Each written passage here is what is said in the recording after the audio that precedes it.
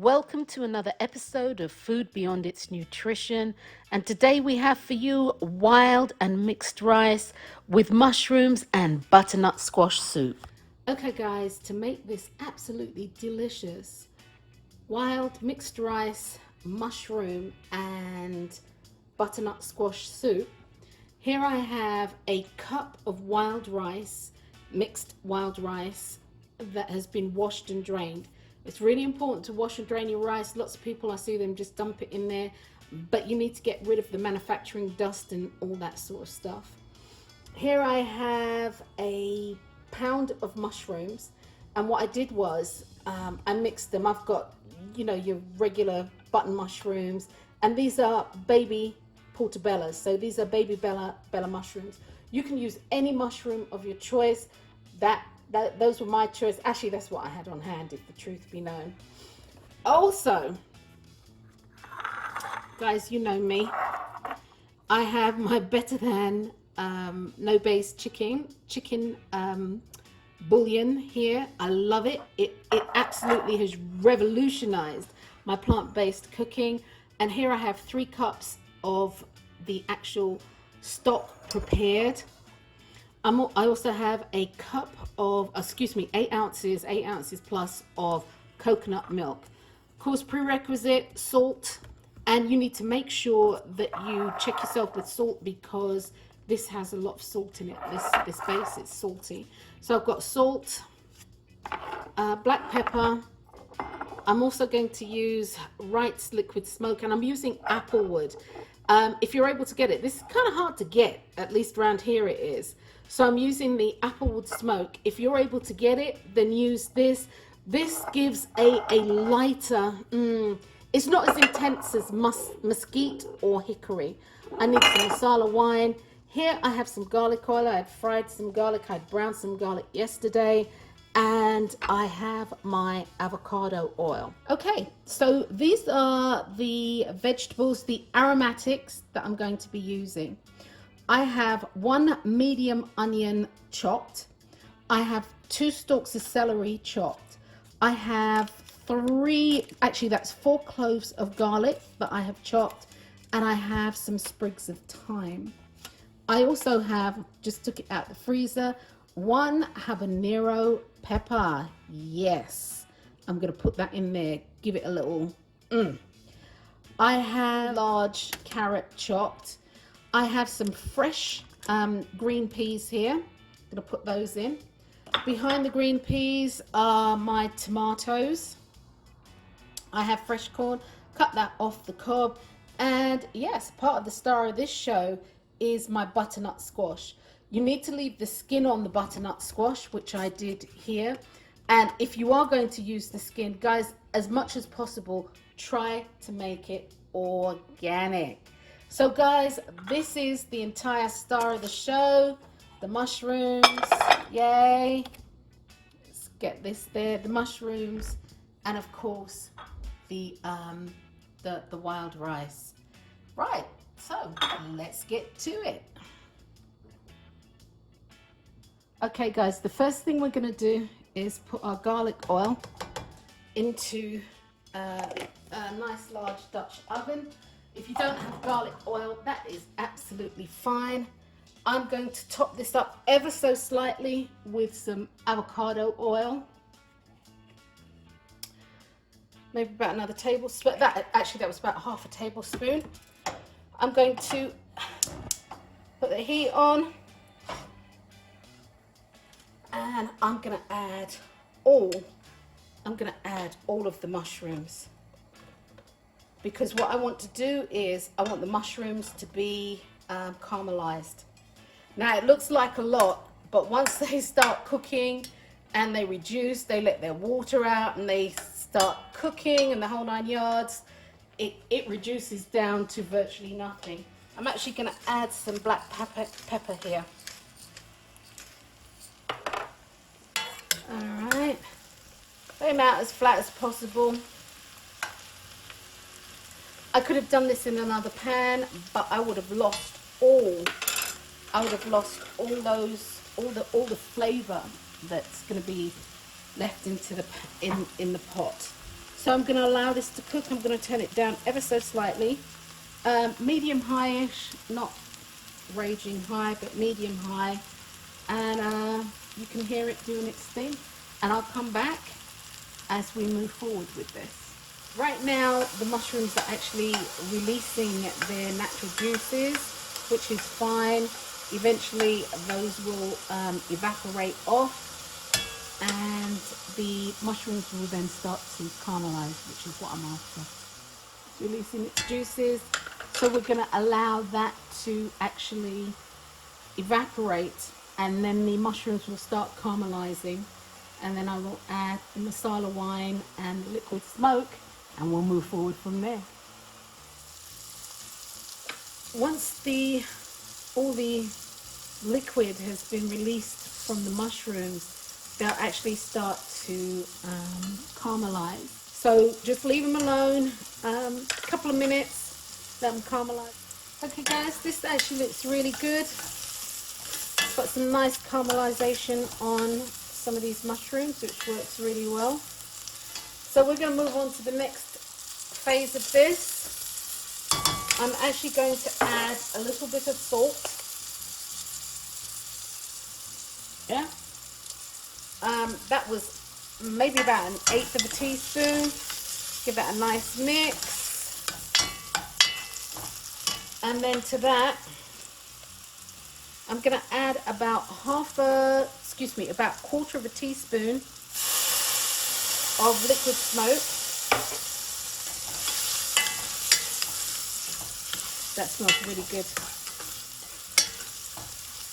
And this is still on medium heat. I'm going to add, well, I suppose I'm going to lie here, maybe about a tablespoon and a bit of masala wine. You can use white wine. This is all about creating flavor. All right, guys, well done, nicely done. Right, so the first thing we're going to put in, I'm going to turn the heat down just a tad now. And the first thing that I'm going to actually put in is my thyme and my onions. And we're going to saute those for a little bit, just a tad. And then we will put in the celery and the garlic.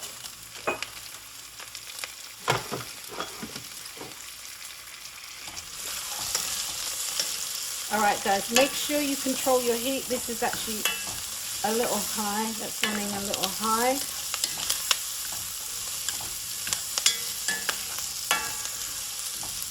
All right, let that cook down for just a little bit. I'm going to put in my celery next.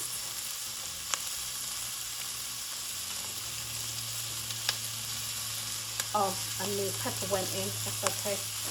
It is what it is.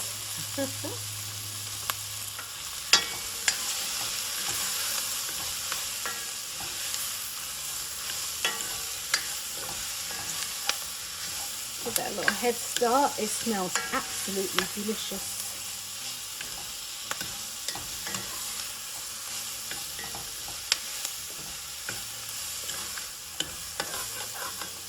You see all this brown in there? I believe they call that the fond or something.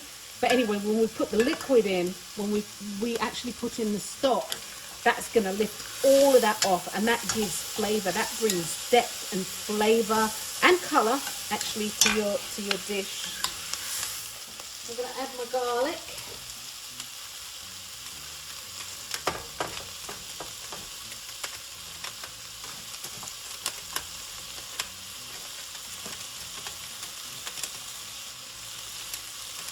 Okay, give that a nice mix, and then as the garlic becomes fragrant,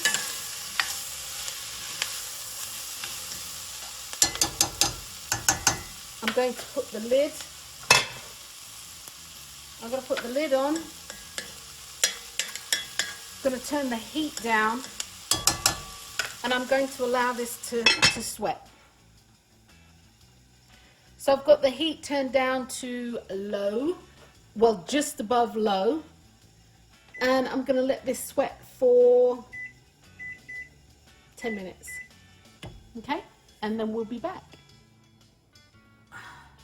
Okay, so the vegetables have sweated down, which is really nice, which is what we're looking for.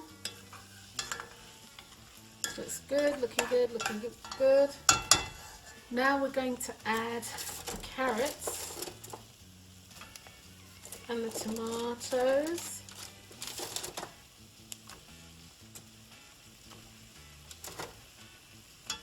And the tomatoes actually just lend a little acidity to the dish. I'm going to turn the heat up actually. It smells really wonderful. Right, I'm going to add another pinch of salt. It's really important to add, to watch the salt, because the stock is really, really salty. So I'm going to let that saute up for a little bit. Okay, this is the squash, and there are two things in this recipe that actually have to be cooked well, and that's, or cooked how you want them, and that's the squash and the rice. Okay, we're going to give that a nice mix. See, and I told you the fond, we'll get that up off the bottom once we add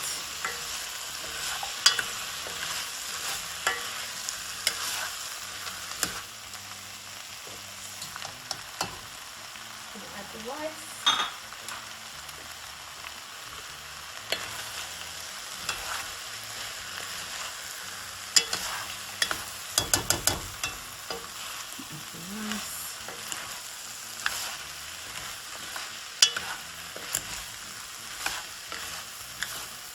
And just let that cook for a little bit. A bit more black pepper.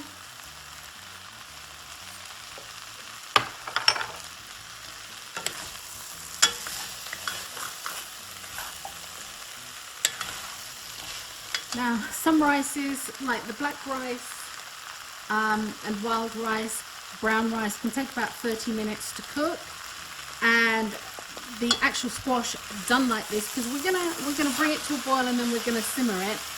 The squash can take about the same length of time, where it's nice and tender. What actually stops it from falling apart is having the skin on.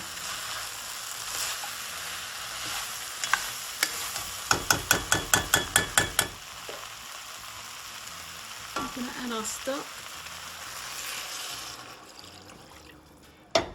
Alrighty.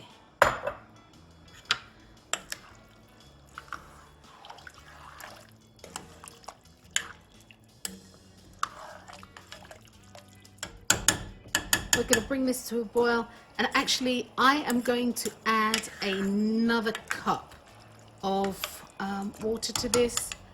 It needs more water. Oh, there you go. Yep, that's better. Yes, yes, yes. And we're going to bring this to a boil. And we're going to allow it to simmer. But prior to that, I want to have a quick taste of the broth, see what that tastes like. Habanero pepper is hot.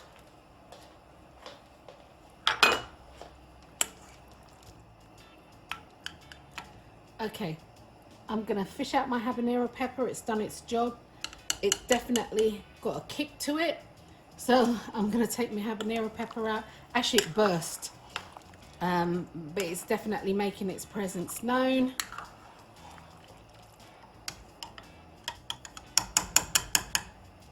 Yes. Again, bring this to a boil. We're going to cover it with the lid and let it simmer down. Halfway through the simmer process, I'm going to add the corn and the green peas.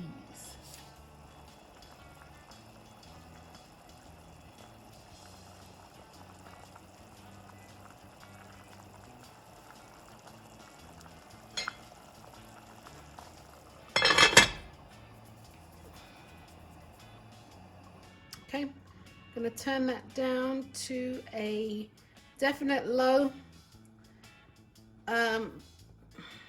medium low, but more on the lowish side. And we're going to allow that to simmer for 30 minutes. And I will actually check it at 15 and I'll show you what it looks like. Okay guys, let's have a quick look at this. It's coming along, oops, it's coming along really nicely. Okay, let's have a quick look at this. The squash is getting done. The rice is almost there, but you will know when the rice is done, especially the wild rice. Oh, let me turn the timer on. Especially the wild rice, because it will split open, and it hasn't split open yet. I'm going to leave this to continue to cook for another 10-15 minutes. But in the interim, I'm going to add the green peas. I'm going to add the green peas. And in addition to the coconut milk and the corn, which I will add towards the end of the cooking time, guys, you know I love my coconut cream, and that's this one, creamed coconut. Get it on Amazon. I usually get it during the winter months, and it's hard. You have to shave this or cut it, but I love what it brings to my soups. I like coconut milk, as you know, so I love what it brings to my soup. So I'm actually going to add that, and then again towards the end of the cooking time, I'm going to add my coconut milk and corn, and then we'll adjust for seasoning. Actually, I'm going to have a little taste now, quite as it's kept. Hopefully it's not too hot. Oh yeah, that'd be good. And then we'll adjust for seasoning. So we'll leave it for another 10-15 minutes or so, and we'll be back. Okay, we are coming up to the actually I decided to check it in 10 minutes, and we're coming up to that marker. It needs some more water, so I'm just adding another, what was that, another half a cup of water. The rice is almost there. The rice is almost there, and I'm going to now add my coconut milk. Oops. There you go. Nice and creamy, creamy and dreamy. All right, and then we're going to bring this back up to a boil.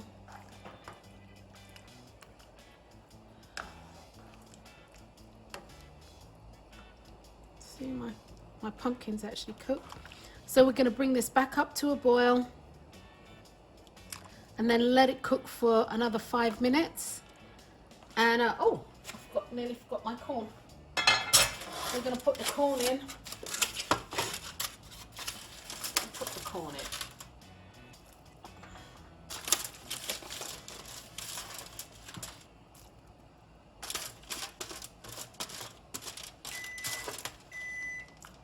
Okay, that was my timer.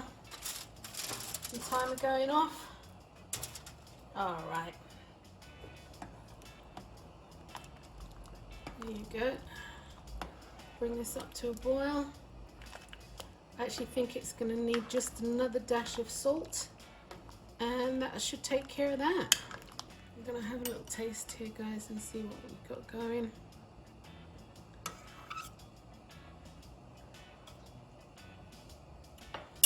Oh, that's off the chain.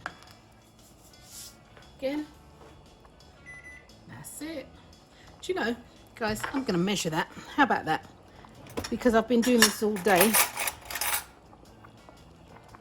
and it'd be nice if you knew how much it was. That is 1/8 of a teaspoon. So every time you've seen me do that, it's about 1/8 of a teaspoon, and that's all it needs. About 1/8 of a teaspoon. So again, bring it to the boil. Oh, yeah.